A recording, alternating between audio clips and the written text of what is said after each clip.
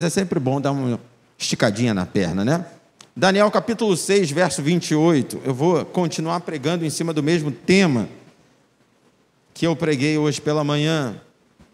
Vou dar continuidade à palavra que o Espírito Santo ministrou ao meu espírito. Hoje pela manhã eu preguei em cima do capítulo 3 de Daniel. E agora, capítulo 6, versículo 28. Quem já achou, diga amém. Amém. Este Daniel, pois, prosperou no reinado de Dário e no reinado de Ciro, o persa. Só até aí você pode se assentar dando glória a Deus. Bem, só para te contextualizar ao que ministramos hoje pela manhã, primeiro capítulo do livro do profeta Daniel nos mostra Nabucodonosor pedindo para que separassem jovens, bonitos, fortes, inteligentes, jovens judeus de linhagem real para servir no palácio na Babilônia. Nabucodonosor, rei da Babilônia, conquista o reino do sul, o reino de Judá. Ele destrói Jerusalém e ele leva esses judeus cativos para a Babilônia. E dentre os cativos, ele dá uma ordem para separar os de linhagem real para servir no palácio. Daniel e seus 3 amigos, Sadraque, Mesaque e Abidnego, são separados e escolhidos para servir diretamente no palácio junto com Nabucodonosor. Ao chegarem no palácio, eles são apresentados ao cardápio da alimentação, da comida do palácio.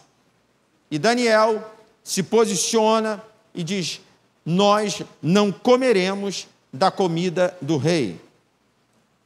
O responsável, apreensivo, diz: se vocês não comerem da comida que eu estou oferecendo e enfraquecerem, o rei vai pedir contas a mim.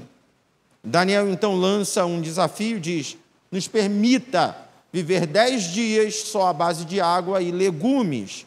Se no final dos 10 dias nós não estivermos com uma aparência melhor do que os outros, você pode fazer o que você quiser.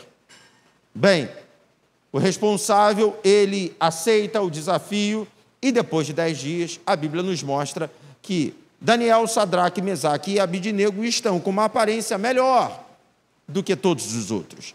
Isso chama a atenção do rei Nabucodonosor e a palavra de Deus diz que então por isso ele institui esses 4 jovens como assistentes diretos dele. O capítulo 1 termina com esse teste de fé e com essa exaltação a esses 4 jovens. A gente vira a página, chega no capítulo 2, eu falava isso hoje pela manhã também. Nabucodonosor tem um sonho e ele convoca todos os sábios da Babilônia para revelar e interpretar o sonho. No primeiro momento, os sábios se apresentam ao rei com a ideia de interpretar o sonho dele a partir do relato do próprio Deus, do próprio rei. Os sábios falam para Nabucodonosor: nos conte aquilo que o senhor sonhou e então nós interpretaremos. E o rei diz: não, eu não quero que vocês interpretem a partir do meu relato. Eu quero que vocês me digam aquilo que eu sonhei e a partir da revelação do que eu sonhei, vocês então interpretam. Rei, isso é impossível. A gente pode interpretar algo que o Senhor nos contar, mas como vamos interpretar algo que não conhecemos? Então, eu quero que vocês revelem. Vocês não são sábios?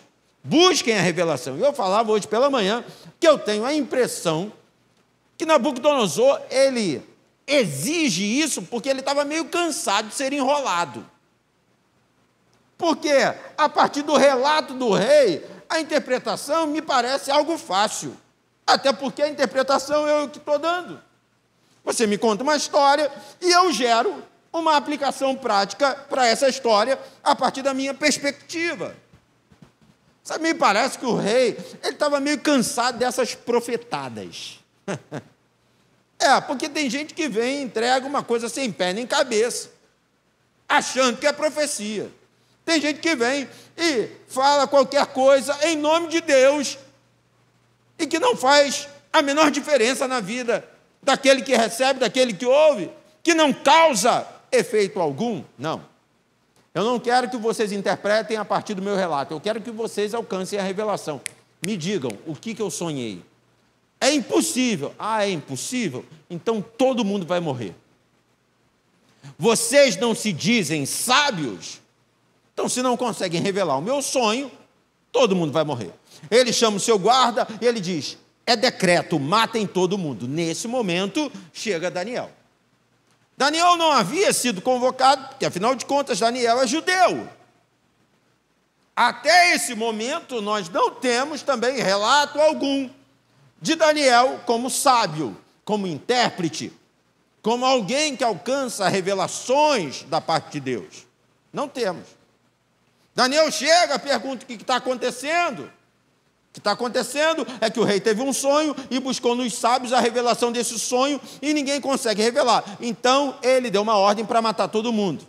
Daniel diz: me dá um prazo e deixa eu buscar em Deus a revelação do sonho dele. Deixa eu buscar em Deus a interpretação dessa revelação. Ok. Falou com o rei permitiu.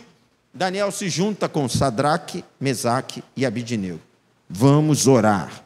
Vamos orar até alcançarmos de Deus a revelação. Eles oram, clamam ao Senhor e Deus responde. Deus revela a Daniel o sonho e dá a Daniel a interpretação do sonho. Daniel se levanta, vai até a presença do rei e entrega.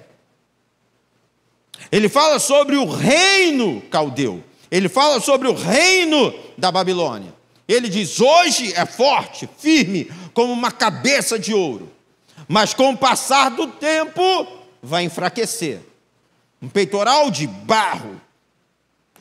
de prata, cintura de bronze, pés de barro misturado com ferro. Uma pedra virá e atingirá os pés da estátua. E uma vez atingindo os pés da estátua, toda a história vai ser apagada. Todo o reino, cabeça, peito, cintura, pernas, pés, tudo destruído. O rei entende que a interpretação é de Deus, sobretudo porque antes da interpretação vem a revelação. E aí a palavra de Deus diz que o rei então decide exaltar a Daniel. E a pedido de Daniel, o rei exalta também a Sadraque, Mesaque e Abidnego. A gente vira a página, chega no capítulo 3, e no capítulo 3 a Bíblia nos mostra esse mesmo rei construindo uma estátua. E fica muito claro que a construção da estátua tem a ver com um sonho. Se no sonho a estátua não era toda de ouro, se no sonho a cabeça de ouro era o ápice da estátua, era o momento mais forte do reinado caldeu, ele então decide construir uma estátua toda de ouro. É como se ele dissesse: ninguém vai destruir o meu legado, ninguém vai manchar a minha história. Então, que a estátua seja toda firme, que a história seja toda firme, que reis que virão depois de mim sejam firmes e mantenham a história. A ideia é boa, mas é arrogante, é prepotente.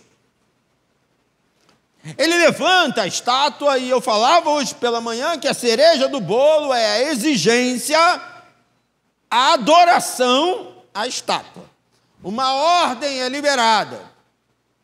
Ao toque da trombeta, todos terão que se curvar diante da estátua de ouro do rei Nabucodonosor. Só que a Bíblia diz que quando o toque foi dado, o povo todo se prostrou, menos Mesaque Sadraque e Abidnego. Rei, tem gente que não está obedecendo. Rei, tem gente que não está se prostrando. O rei ficou furioso. Tragam-os à minha presença. Sadraque, Mesaque e Abidnego são apresentados diante do rei. O rei pergunta: quer dizer que quando tocou o sinal da adoração, vocês não se prostraram? É isso mesmo. Vocês têm a ousadia de falar na minha cara que não vão se render à minha estátua? É isso mesmo. Queimava no coração deles a certeza: só a Deus nós adoraremos. A palavra de Deus diz que então, a partir disso, o rei decide queimá-los na fornalha de fogo. O detalhe é que o rei dá uma ordem para aquecer 7 vezes mais a fornalha. É para matar, e matar com requintes de crueldade. A história nos conta que homens amarram Sadraque, Mesaque e Abidnego, levam-os até a fornalha. No momento em que eles chegam perto da fornalha para lançar os 3 jovens, o calor é tão intenso que eles morrem do lado de fora. Os 3 são lançados. O rei se coloca diante da fornalha, a uma distância segura, para ver aqueles 3 homens morrendo, queimados.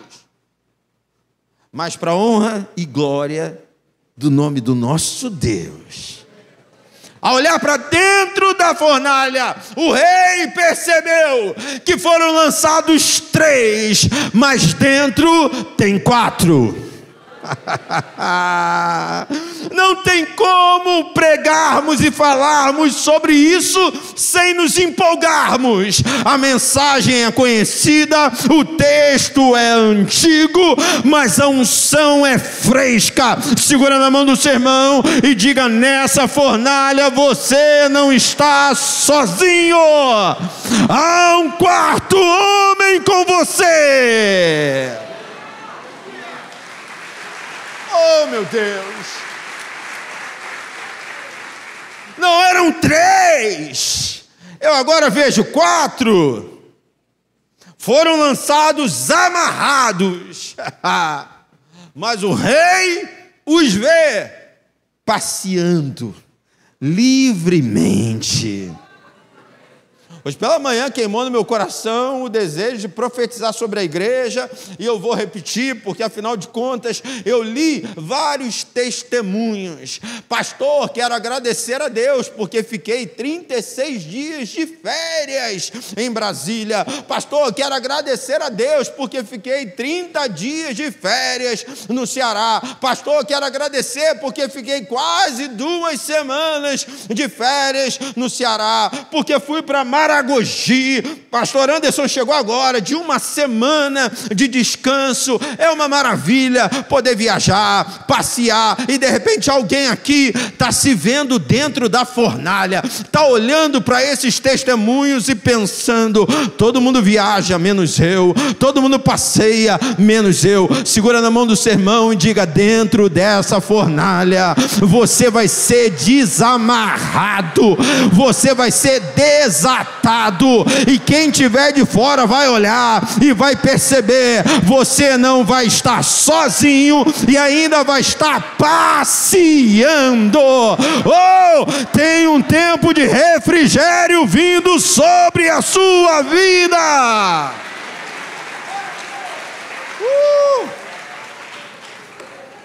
Glória a Deus. A Bíblia diz que o rei então manda tirá-los de lá.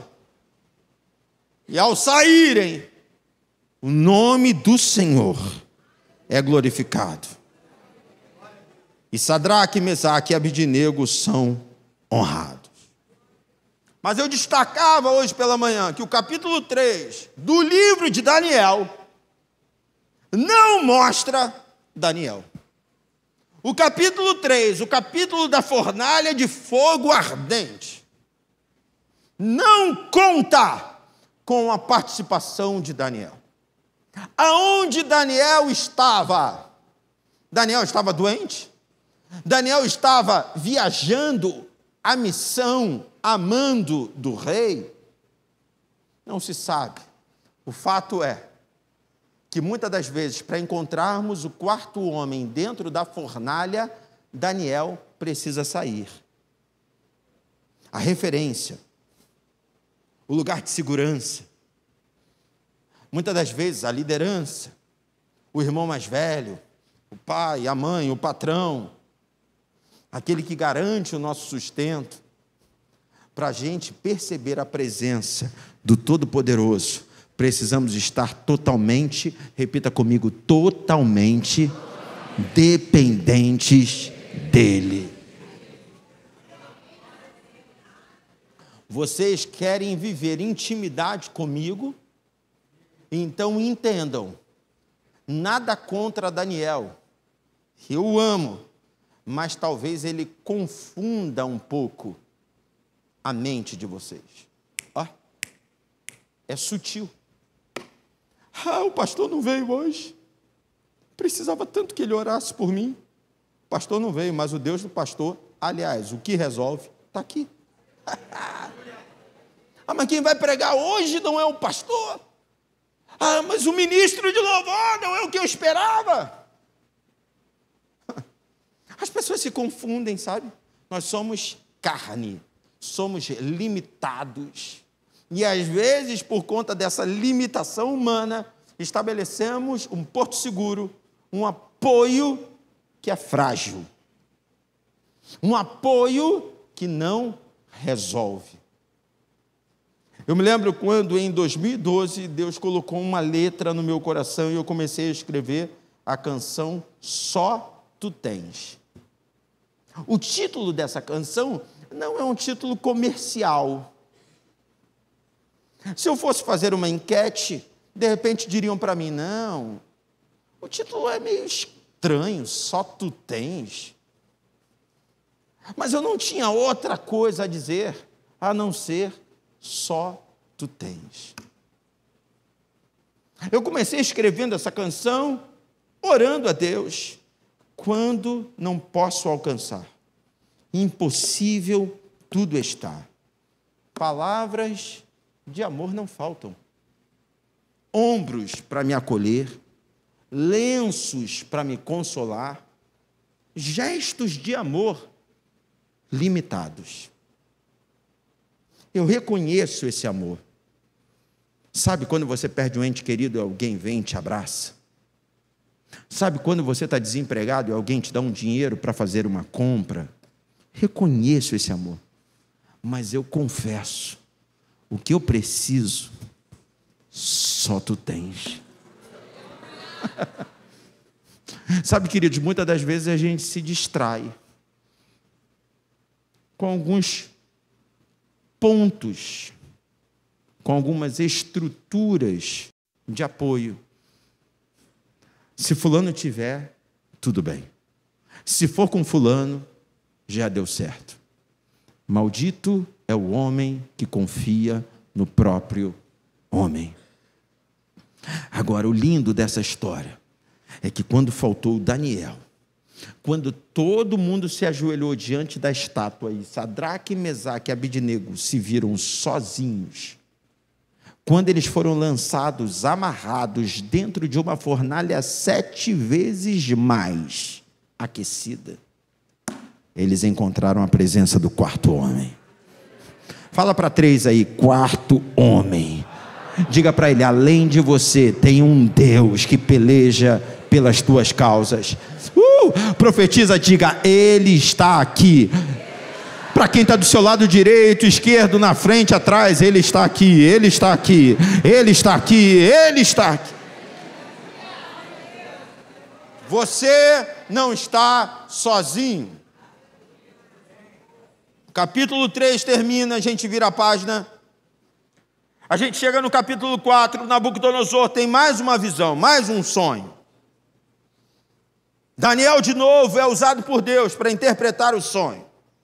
E fazendo um resumo, o resumo do resumo desse capítulo, por conta da altivez, da arrogância, Deus permite o rei Nabucodonosor experimentar capim, comer mato, unhas crescidas, pelos crescidos, Deus permite ele atingir um lugar de depressão tão grande que ele vira um bicho. O grande rei Nabucodonosor. Mas isso é mensagem para um outro dia. Vamos ganhar um pouquinho de tempo para chegarmos aonde Deus quer que cheguemos. A gente vira a página, chega no capítulo 5. O rei agora é Belsazar, não mais Nabucodonosor. Uma festa é dada. Ele e seus convidados enchem a cara de vinho. De repente, seus olhos espirituais se abrem e ele tem uma visão de uma mão escrevendo na parede. Ele fica assustado, aquela história que todo mundo já conhece, o rei procura os sábios e os sábios não resolvem nada. Chama Daniel. Que Daniel? O Daniel que sempre serviu. O Daniel que sempre resolveu. Chama ele. Bem, e o resumo do capítulo 5 é que Daniel chega entregando a palavra profética. Seu reinado acabou. Acabou. A Bíblia diz, capítulo 5 termina, nos mostrando que naquela noite, o rei Belsazar morre. Naquela noite, o trono é tirado dele. Depois de Belsazar, quem assume o reinado da Babilônia é então Dário. Aí a gente chega no capítulo 6. Versículo 1 diz, e sobre eles 3 presidentes, dos quais Daniel era um, aos quais estes príncipes dessem conta para que o rei não sofresse dano. Então mesmo Daniel sobrepujou a estes presidentes e príncipes, porque nele havia um espírito excelente. O rei pensava em constituí-lo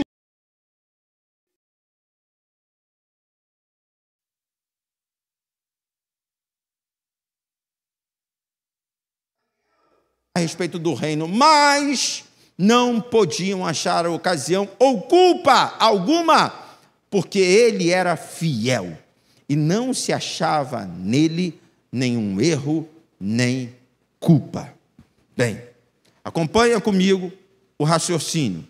Um novo rei, rei Dário, assume o trono e ele decide erguer 3 presidentes. E dentre os 3, ele coloca Daniel acima. A inveja, então, salta no coração dos outros presidentes, dos príncipes, e eles começam a procurar alguma coisa para acusar Daniel. Mas o texto diz, não se achava nele erro nem culpa. Eu quero que você saiba que toda prosperidade provoca inveja.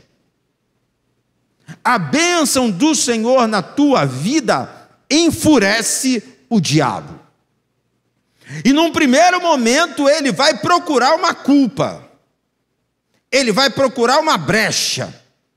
Não achando a culpa, não achando a brecha, ele vai tentar então abalar a tua fidelidade ao Senhor. Não tem pecado, não tem erro. Eu vou abalar então a fidelidade a Deus na vida dele, oferecendo dinheiro, oferecendo propostas, colocando em risco uma promoção no trabalho dele. Tem muita gente que não está entendendo por que algumas portas se fecham. Tem muita gente que não entende por quê que as coisas não rompem financeiramente falando. É porque a tua fé e a tua fidelidade está sendo testada. Porque ser crente, quando está tudo bem, é fácil. O grande desafio é você ser crente quando as pelejas, quando as lutas se levantam contra nós.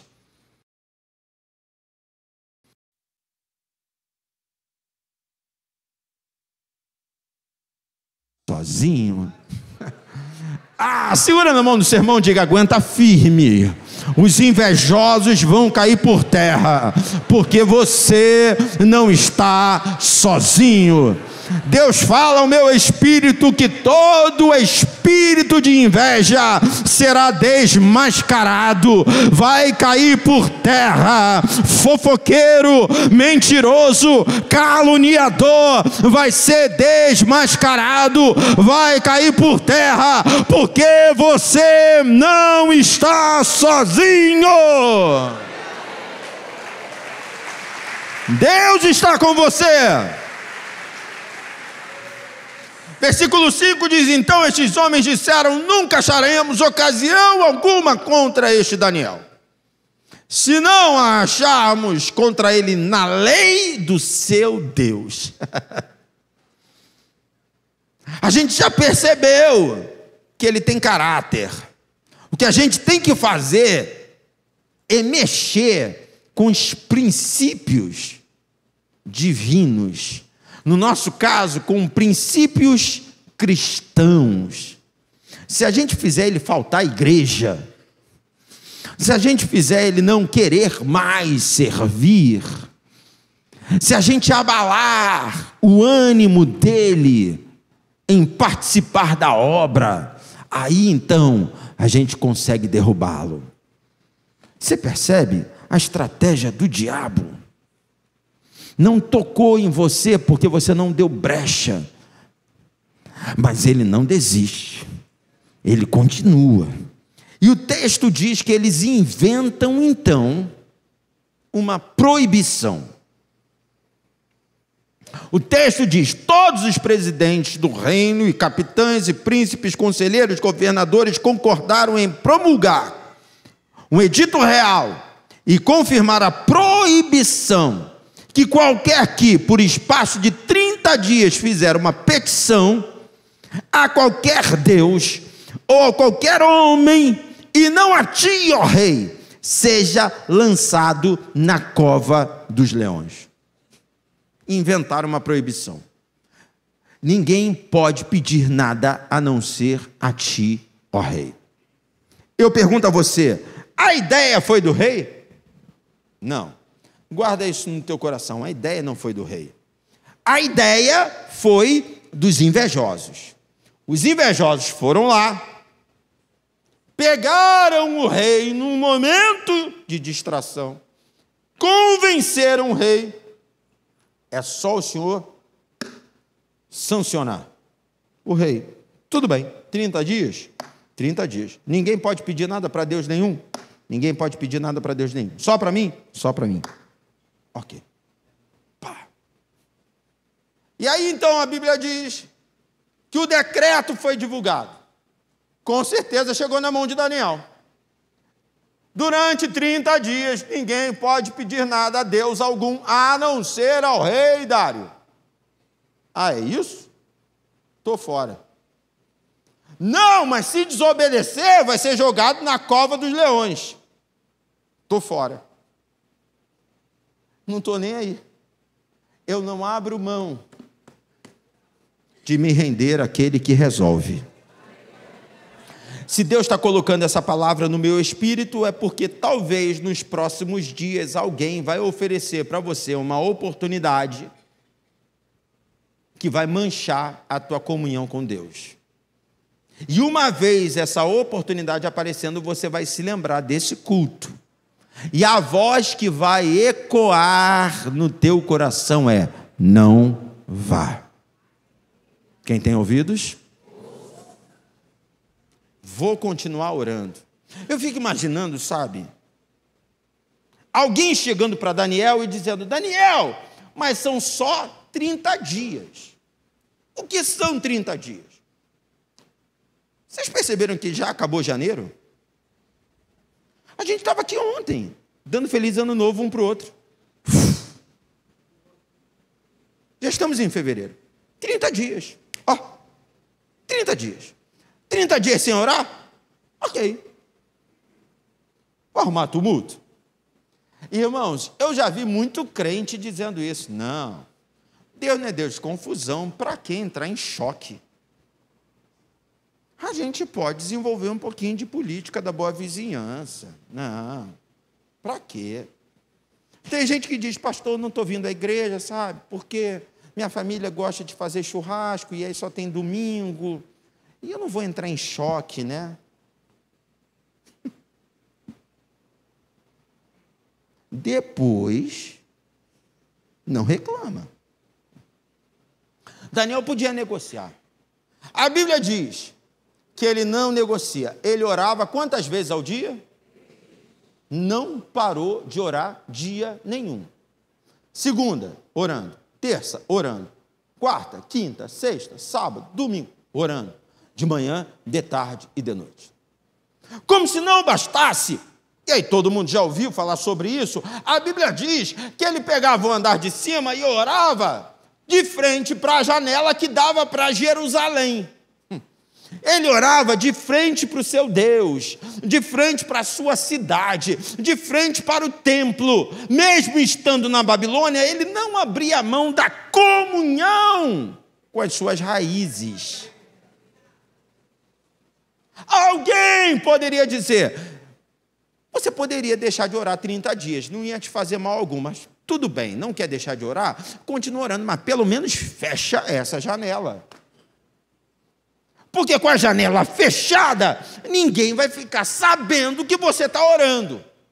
Eu vou continuar orando e vou continuar orando de janela aberta. Um crente moderno diria, aí tu também quer tumulto, né? Aí tu também quer arrumar problema, né? Não tem essa necessidade. Olha para o teu irmão e diga para ele assim, não sei você, mas eu sou crente.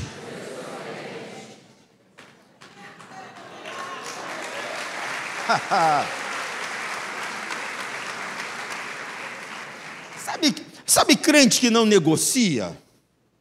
O crente que não negocia não perde nem tempo de ir lá no meu gabinete para me perguntar besteira. Pastor, eu estou com vontade de botar um negocinho aqui no meu nariz, que não sei. O que não negocia, ele nem vai lá me perguntar. Mas por quê? Porque não pode? Não, porque ele já tem a resposta. Porque ele já sabe a resposta. Pastor, eu estou pensando em fazer uma tatuagem e que não sei o que lá. O que é crente de verdade? Ele alcança a resposta na Bíblia. Ele abre a Bíblia e a Bíblia mostra para ele e ele diz, ok, já entendi. Está resolvido. Sabe o que eu percebo? É que muitos que vão lá no meu gabinete para perguntar, vão no meu gabinete não porque estão interessados em saber o que eu penso ou porque temem a Deus e me respeitam. Vão ao meu gabinete para que eu possa chancelar o que ele quer fazer. Porque aí quando ele faz e dá ruim, ele diz, mas eu falei com o pastor. É igual o filho, sabe, que não consegue com o pai, vai na mãe. E vai na mãe naquele momento em que ela está bem tranquila, diz, te amo, mãe. O filho é esperto, e quando ele percebe que a mãe não está tranquila, mas o pai está lá assistindo o jogo, tranquilão, o time está ganhando, ele senta do lado e diz, então, pai, fala, meu parceiro.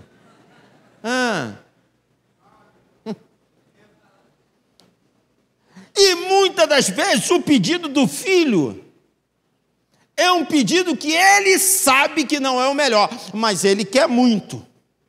E aí ele só pede ao pai e à mãe para poder dizer, não, mas eu te pedi, mas eu deixei. Presta atenção, se eu tenho esse discernimento sendo limitado, que dirá aquele que conhece a palavra antes dela chegar na tua boca? Então segura na mão do seu irmão e diga assim, não tente enrolar o papai.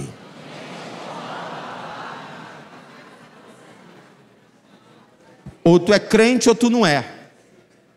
Simples assim. Pastor, mas a gente não pode errar? Claro, não é que podemos, mas vamos. Somos limitados. Paulo escreve dizendo o bem que eu quero, esse eu não faço, o mal que eu não quero está sempre perto de mim. Mas não é aquela coisa projetada, arquitetada, planejada. Tem gente que está indo ladeira abaixo. E não é porque estão empurrando, é porque querem. Quem está entendendo isso, diga amém. Tem um texto, 1 Coríntios. 1 Coríntios, vê para mim, verso 12 do capítulo 6. Primeira carta escrita pelo apóstolo Paulo à igreja de Corinto, capítulo 6, versículo 12. Confirma para mim aí. É uma passagem muito conhecida. Isso. Tudo me é permitido, mas nem tudo convém. Tudo me é permitido, mas eu não deixarei que nada me domine. Eu não sei se você consegue prestar atenção aqui nesse texto e perceber que a gente tem pelo menos aí 3 estágios. Tudo, repita comigo, tudo me é permitido. Ou seja, quer fazer? Faça. Tua cabeça é teu guia. Você literalmente é dono do teu nariz. Deus te deu livre-arbítrio. Você pode fazer o que você quiser. Tudo, pastor. Posso pular na linha do trem? Pode. Posso dar um tapa na cara do senhor? Pode. Posso bater no carro da pessoa que entrar na minha frente? Pode. Mas Paulo não para por aí. Ele diz, você pode tudo, mas será que tudo te convém? Dentro de tudo que você pode, algumas coisas devem ser evitadas. É o equilíbrio. Aí você começa a entender a convivência. Você começa a entender que o teu limite, ele termina quando começa o do seu irmão. Você vai entendendo leis impostas para que haja, para que exista uma sociedade. Então eu posso tudo, mas nem tudo convém. Então, se você tem esse entendimento, você já está um passo à frente. Você pensa em fazer, mas você pesa em cima da tristeza ou alegria que você vai causar a quem está à sua volta, da tristeza ou alegria que você vai causar no seu Deus. Quem está comigo, diga amém. Só que Paulo não para por aí.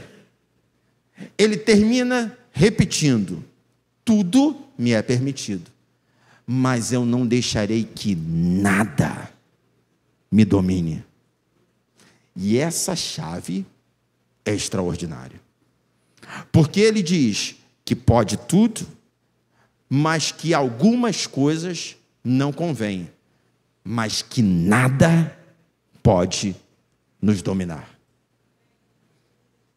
Sabe, fechar essa trinca é o que vai te dar um posicionamento fiel e firme como o de Daniel. Eu até poderia deixar de orar, mas não convém. Eu até poderia fechar a janela, mas isso não seria admitir que estou sendo dominado? Se alguém tem o domínio sobre a minha vida, esse alguém é o Senhor e ponto final. Se qualquer amizade te domina, essa amizade está te distanciando de Deus. Se o namoro, o noivado, o casamento te domina, está te afastando de Deus. Sabe, eu sou casado e esse ano faço 25 anos de casamento com a Denise, e de fato entendemos que somos uma só carne. Paulo escreve, isso é até assunto, para retiro de casais e tal, mas ele chega ao ponto de dizer que o corpo da mulher não pertence mais a ela e o do homem não pertence mais a ele. Só que isso nada tem a ver com domínio. Nunca vai ser de Deus uma relação onde eu obrigo a Denise a não adorar a Deus. Nunca uma relação vai ser de Deus onde a minha mulher me obriga a negar a minha fé. Quem está entendendo, diga amém. Eu estou pregando algo que eu sei que tem peso, mas que vai fazer a diferença para a tua vida. Eu preciso ter essa visão de Daniel. E no caso dele, havia uma ameaça. Se você não se deixar dominar por esse decreto, você vai parar na cova dos leões. Fazer o quê? Se é o que Deus está permitindo para a minha vida, vamos embora. Me parecia que queimava já no coração de Daniel. Eu não estou sozinho. Estou fazendo por amor a Ele. E por amor a Ele, eu sei que Ele sempre vai manter sobre mim sua proteção. Bem, ele ora, e ele ora de janela aberta, ele ora 3 vezes ao dia. Aí então, os invejosos chegam diante de Dário e dizem: rei, tem aqui o decreto, o cara não ficou nem um dia sem orar. O decreto foi sancionado na segunda ele estava de janela aberta orando. Ele quer te desafiar. Aí olha só o que diz o texto. Versículo 15. Então aqueles homens foram juntos do rei e disseram-lhe: sabe, ó rei, que a lei dos medas e dos persas, que nenhum edito ou decreto que o rei estabeleça se pode mudar. Então o rei ordenou que trouxessem a Daniel e lançaram-no na cova dos leões. Falando o rei, disse a Daniel: o teu Deus, a quem tu continuamente serves, ele te livrará.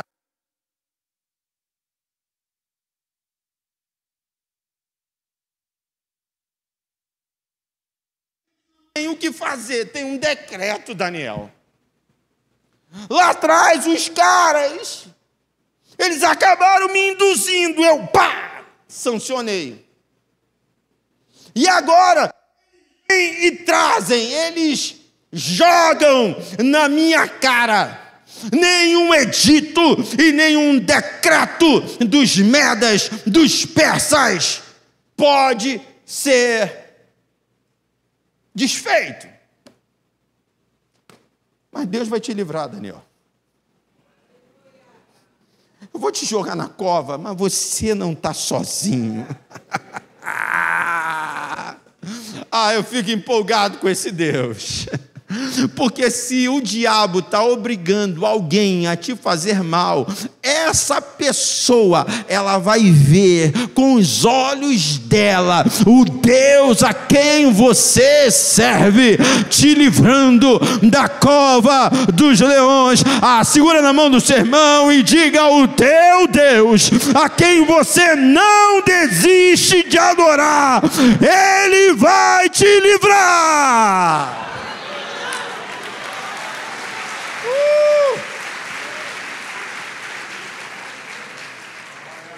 Foi trazida uma pedra e posta sobre a boca da cova. O rei selou.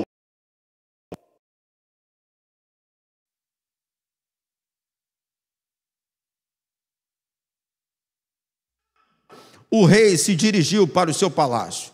Passou a noite em jejum e não deixou trazer à sua presença instrumentos de música e fugiu dele.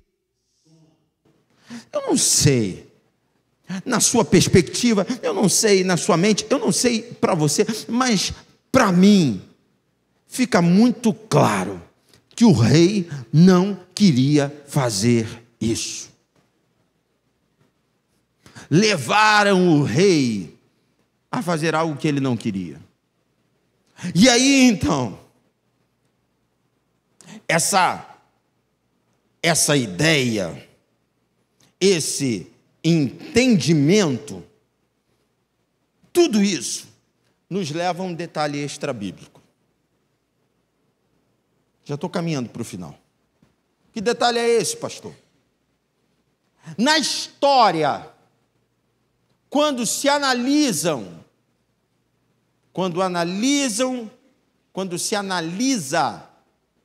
os reis da Pérsia, não se encontra Dário. Você não acha Dário entre os reis persas. Você tem Xerxes, também conhecido como Assuero, você tem Artaxerxes, você tem Ciro, mas você não tem Dário. E aí, então, existe uma ideia de que esse Dário aqui, ele poderia ser um assistente direto de Ciro. Ele é colocado como rei da Babilônia, mas a Babilônia já teria sido conquistada pelos persas e conquistada por Ciro, que era o rei persa.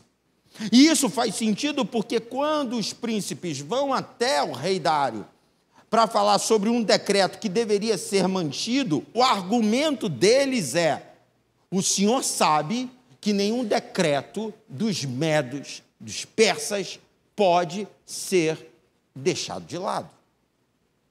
Então, o que já legislava sobre os babilônios não era a regra, a lei, o poder dos caldeus, mas sim dos persas.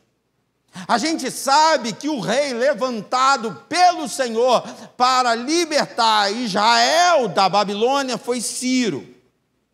O que sabemos é que Ciro, rei persa, ele se levanta contra a Babilônia, ele derruba a Babilônia. A gente leu aqui que no capítulo 5, Belsazar, o rei, é destituído e Dário assume. E Dário é um persa, não um caldeu. Então, diante desse quadro todo, das duas, uma. Ou Dário já era um representante de Ciro ali, ou então era o próprio Ciro, mas com outro nome dado na Bíblia. Pastor, mas isso existe? Isso não só existe, como é comum.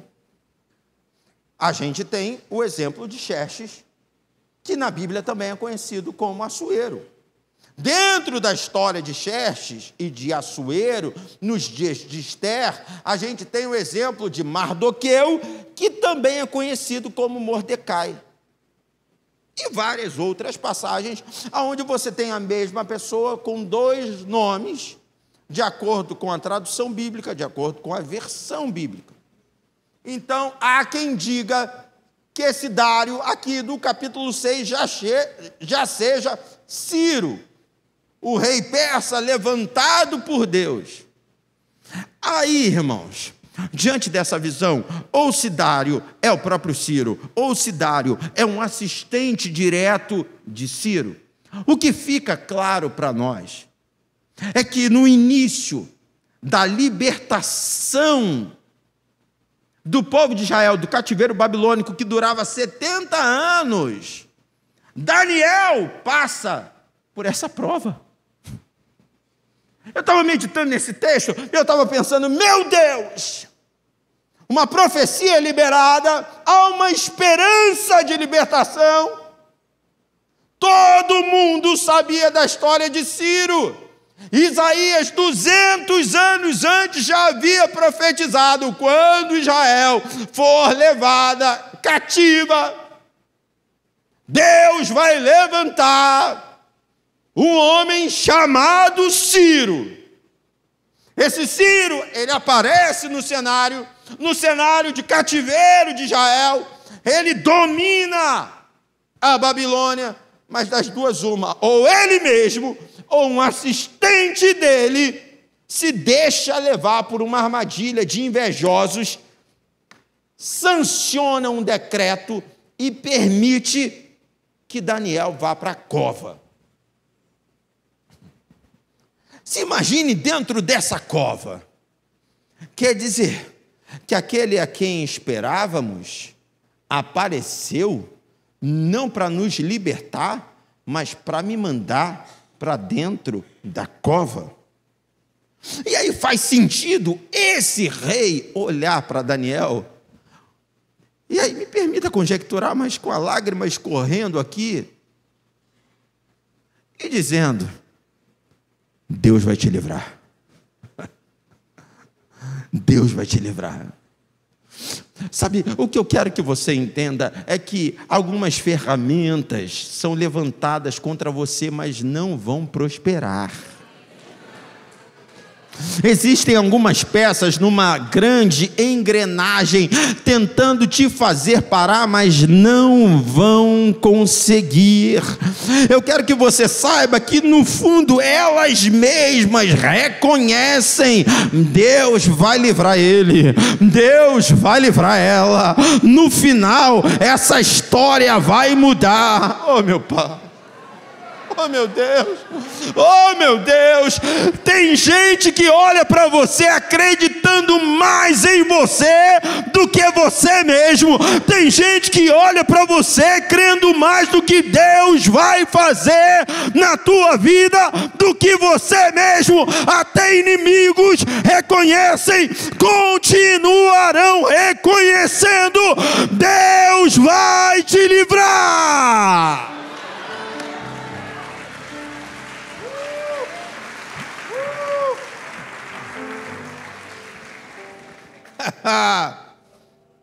Se Ciro fosse o rei Dário aqui, se Dário fosse um assistente direto de Ciro, se o rei da Babilônia aqui, nesse contexto, ainda fosse imaturo, e me permita um linguajar meio chulo, mas Maria vai com as outras. Essa experiência foi para colocar ele no eixo.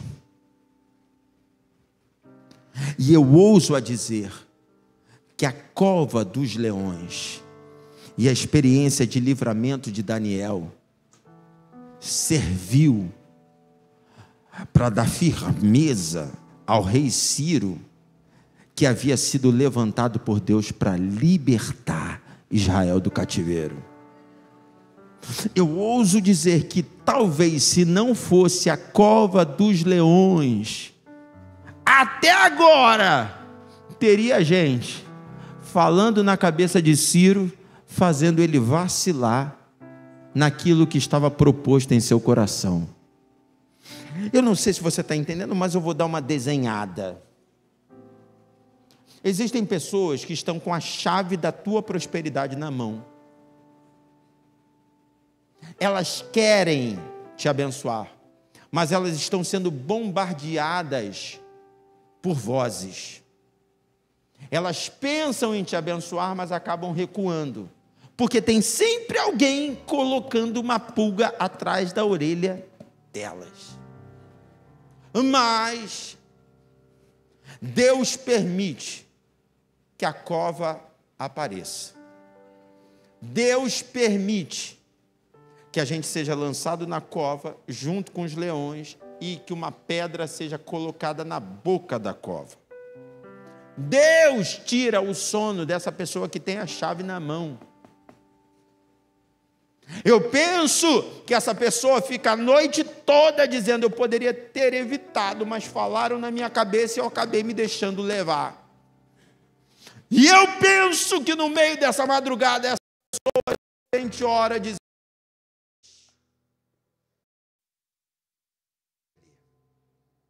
e se o Senhor me der uma abençoá-lo, não vou abrir mão. O que eu quero que você entenda é que existem covas tidas por Deus para mostrar para quem quer te abençoar que vale a pena te abençoar. Existem covas que são permitidas por Deus para dar a você uma capacitação, para dar a você uma credibilidade. Eita! Que faz com que o investidor não tenha dúvida: ele é o melhor que eu tenho.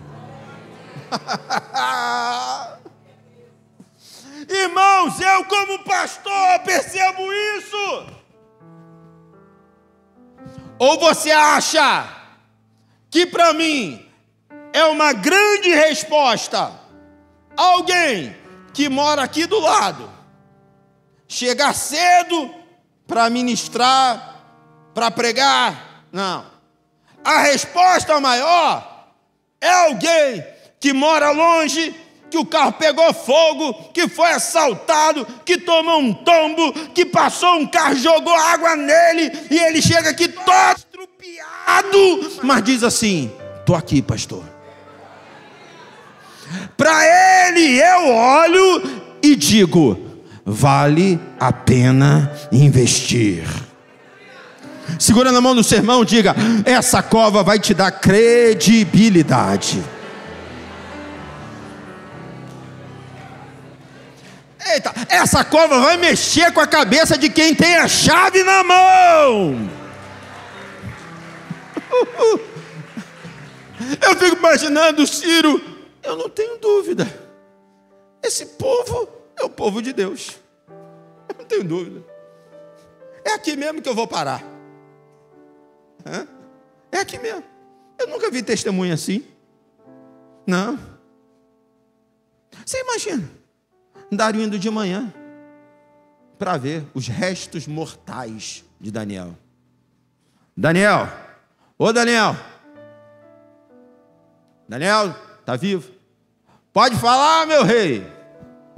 O leão deitado aqui, ele fazendo cafuné dele. Pode falar, rei? Ué, mas tu tá vivo, Daniel?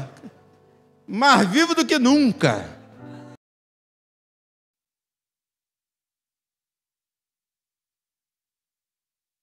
Eu era um até a cova, serei outro depois da cova. Eu tinha que passar nessa cova para ser o da... Todo mundo vai conhecer. É a última. Segura na mão do seu irmão e diga para ele: não te conhecem ainda, vão te conhecer depois dessa prova. Depois dessa prova vão saber o teu nome, o teu sobrenome, vão saber aquilo que Deus faz em você e através de você.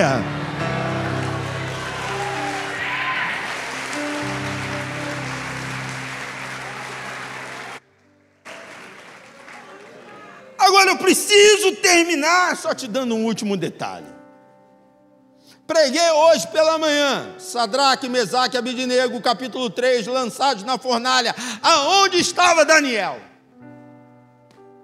Para eles encontrarem o quarto homem, Deus tirou Daniel. Capítulo 6, Daniel jogado na cova dos leões. Cadê Sadraque, Mesaque e Abednego? Desde o capítulo 3 não se vê mais Sadraque, Mesaque e Abednego. Viajaram, morreram, brigaram com Daniel, eu não sei, mas tem experiências que a gente não passa com a galera, a gente passa sozinho. Ei, pastores, líderes, professores, tem hora que você vai procurar apoio nos teus liderados, você vai estar sozinho. Tem hora que você vai chegar, vai subir no altar para ministrar, cadê o músico? Faltou. E o técnico de som não veio. Cadê o público? Não veio. Só tem uma pessoa, é para essa pessoa, eu te levantei, prega para ele. É a experiência da cova, é a hora que você vai saber quem sou eu. Eu não estou profetizando solidão, mas entenda, aprenda a viver sozinho para viver cercado de pessoas. Porque uma vez que você deixa de ser dependente de pessoas, você se torna alguém mais simpático, alguém mais amável. Porque gente que é dependente de pessoas é mendigo de amor, é gente carente, é gente chata, o tempo inteiro fica chorando, o tempo inteiro fica grudenta, o tempo inteiro fica ligando e manda mensagem, e aí você não responde, aí pergunta: por que você não me respondeu? Aí você fica com mais raiva ainda, e aí que você não responde, aí você sai falando mal e dizendo: fulana não olha o WhatsApp, eu mando mensagem e ela não me responde, eu ligo, ela não me atende. Você não sabe o que está acontecendo do outro lado. Às vezes a pessoa está com algum problema, ela está ocupada, mas você, que é carentão, fica o tempo inteiro chorando, e aí você já não se contenta em chorar sozinho, e aí vai reclamar: ah, fulana não quer saber de mim, Beltrano passou por mim, não me cumprimentou. Hoje eu entrei aqui na igreja, tinha acabado a sala de oração da Dori, estava uma confusão ali na porta da igreja de adolescente, eu passei por um, disse: a paz do Senhor, ele nem olhou na minha cara, Passei pelo outro, disse boa noite, ele virou a cara para mim. Falei, meu Deus do céu, esses adolescentes estão com raiva. Não, eles são adolescentes, estavam distraídos. Eu sei que eles me amam, e se não me amam, também não estou nem aí, porque Deus me ama.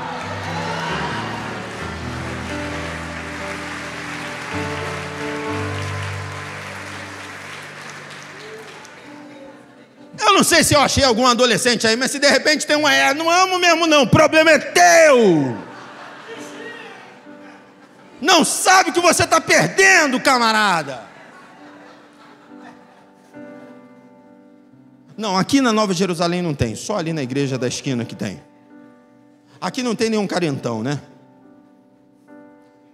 Tem hora que Deus tira todo mundo de perto da gente, para a gente aprender a sorrir no meio dos leões. Para a gente ser feliz no meio dos leões. E aí, uma vez que você está experimentado, aí pode vir a galera, porque aí você já não é mais iludido. Pode vir a galera, e aí você administra bem isso. Quem está entendendo, diga amém. Segura na mão do seu irmão. Diga para ele assim, a primeira palavra. Se alguém te convidar para ir numa festa, legal. Se não convidar, legal também. Ninguém é obrigado a te convidar para a festa não, tá?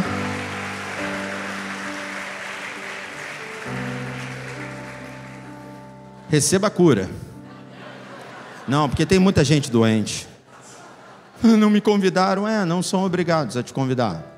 Não são obrigados. Segura na mão do seu irmão, diga para ele, segunda palavra. Se você olhar no Instagram amanhã e perceber que saíram para comer pizza depois do culto e não te chamaram, tá tudo certo. Tô vendo você aplaudindo, hein?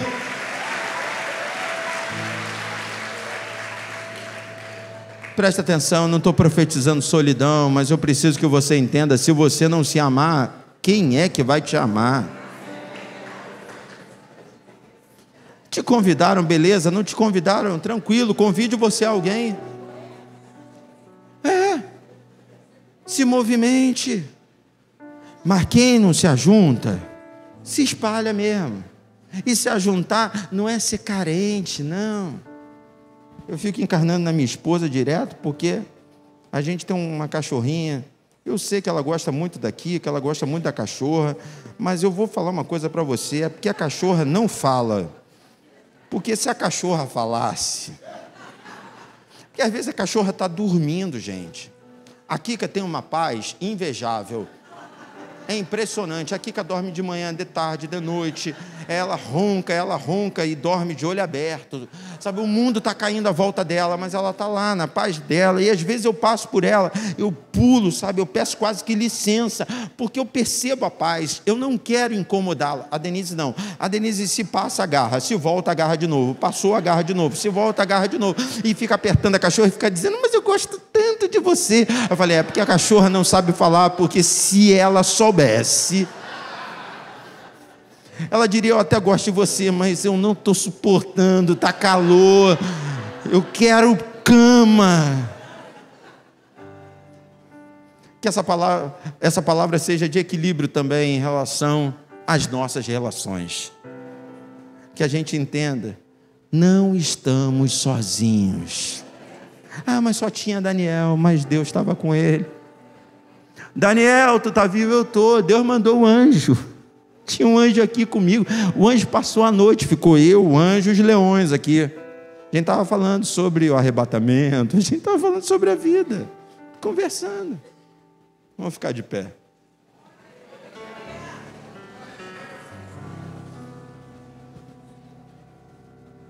Você não está sozinho. Não está sozinho. Pode parecer clichê, mas o mal desse século é a ansiedade, é depressão. E tudo isso é causado por carência. Pastor, teve uma ferida aberta. Claro, eu não estou aqui depreciando, eu não estou aqui banalizando a tua dor. Não. Abandono, abuso. Só que essa ferida, ela continua ardendo e ela é potencializada por essa carência. Você sabia que muitas das vezes o diabo, ele me ataca enquanto pastor, tentando me roubar a bênção do Senhor, num culto como esse? Como, pastor?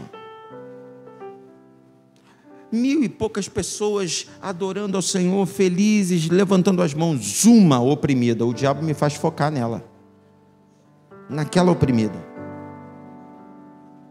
Aí ele começa a sugestionar aqui na mente, ó, tá vendo? Tu não está com unção nenhuma, tá vendo? A palavra não está penetrando.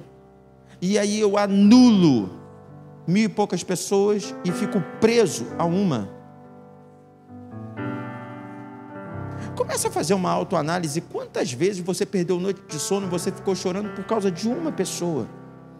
Eu não estou querendo que você trate pessoas como coisas, não. Eu entendo, uma pessoa tem um valor maior do que o mundo inteiro. Ok.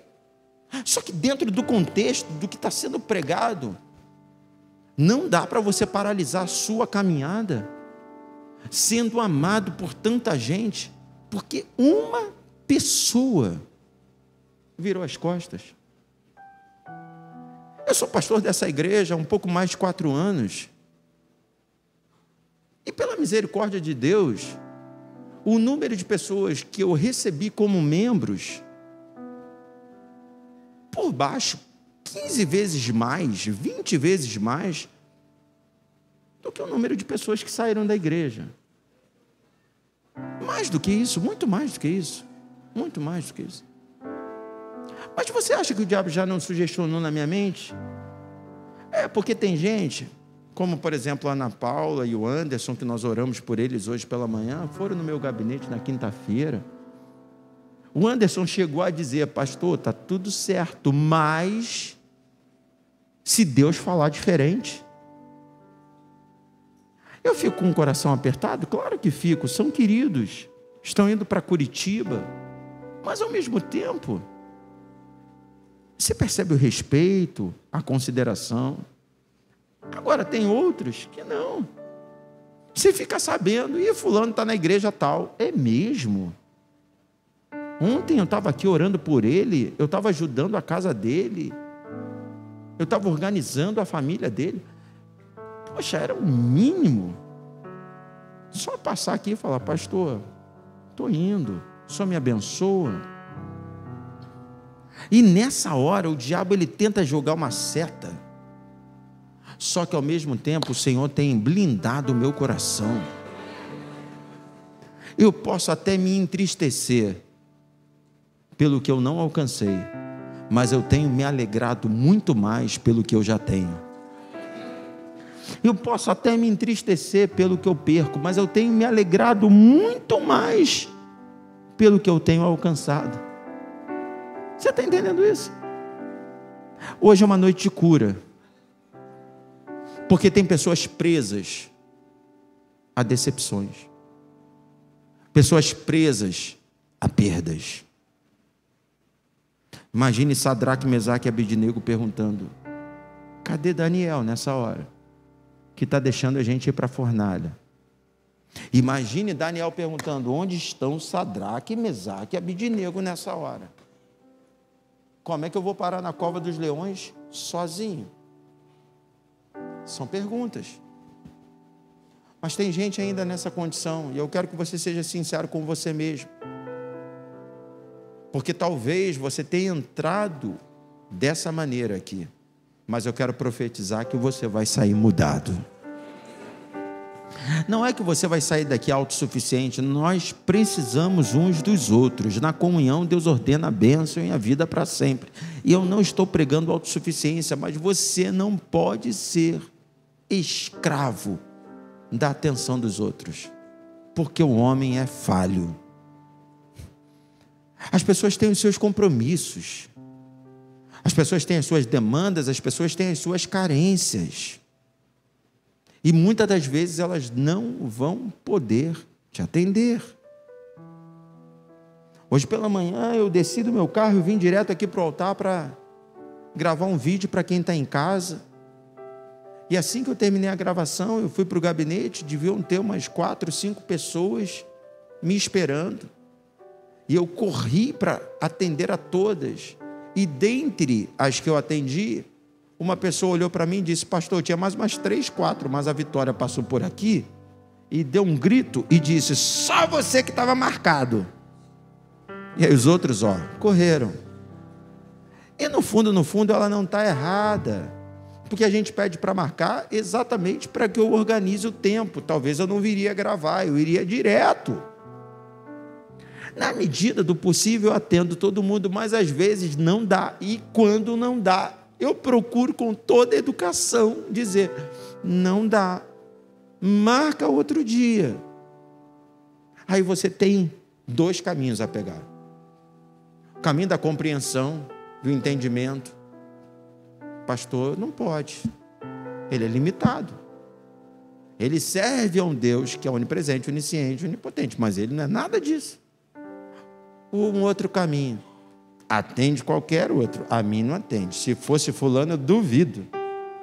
Se fosse Beltrano, ia botar um tapete vermelho. Será que essa é a verdade dos fatos ou existe um complexo? Você precisa falar, porque está dispensando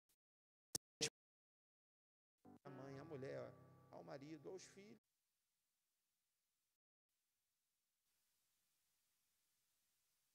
Sogro assim. Eu preciso terminar, mas eu entendo que esses exemplos que eu estou dando, de alguma maneira, vão iluminando o teu entendimento. A gente gravou o primeiro CD dia 8 de outubro e a gente se casou dia 20 de outubro. Tudo aconteceu ao mesmo tempo na nossa vida. Janeiro, fevereiro do ano seguinte, a gente estava ministrando para cima e para baixo. Raro era a gente cantar perto. O normal era a gente cantar longe. E aí a gente chegava tarde. Só que éramos casados há pouco tempo. Então a Denise chegava e ligava para a minha sogra: cheguei. Eu chegava e ligava para a minha mãe: cheguei. Às vezes eu não ligava, a Denise dizia: já ligou para sua mãe? Já ligou para o seu pai? Às vezes eu dizia: Denise, liga para sua mãe, liga para o seu pai. Teve uma hora que a gente olhou um para o outro e disse: calma aí, Denise, chega, nós somos casados. Imagine o dia que a gente esquecer de ligar, eles não vão dormir. Não. Cordão umbilical. Você está entendendo? Às vezes a gente potencializa uma carência. A gente exige isso, às vezes a gente entrega isso, e aí fica, um círculo vicioso. Quem está entendendo o que eu estou dizendo? Eu vou parar, mas eu poderia ficar até meia-noite dando exemplo aqui.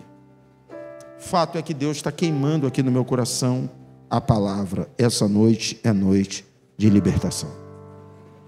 Então eu queria convidar aqui no altar você que está se sentindo sozinho. Eu quero que você saia do seu lugar, venha aqui à frente. Eu quero orar por você. E presta atenção, ninguém está banalizando a tua dor. Pelo contrário, estou me colocando no teu lugar. Pastor, o senhor já experimentou por isso? Você não sabe de nada. Sai do seu lugar, me deixa orar por você. É uma bênção coletiva, não tem 1, 2, 3, não.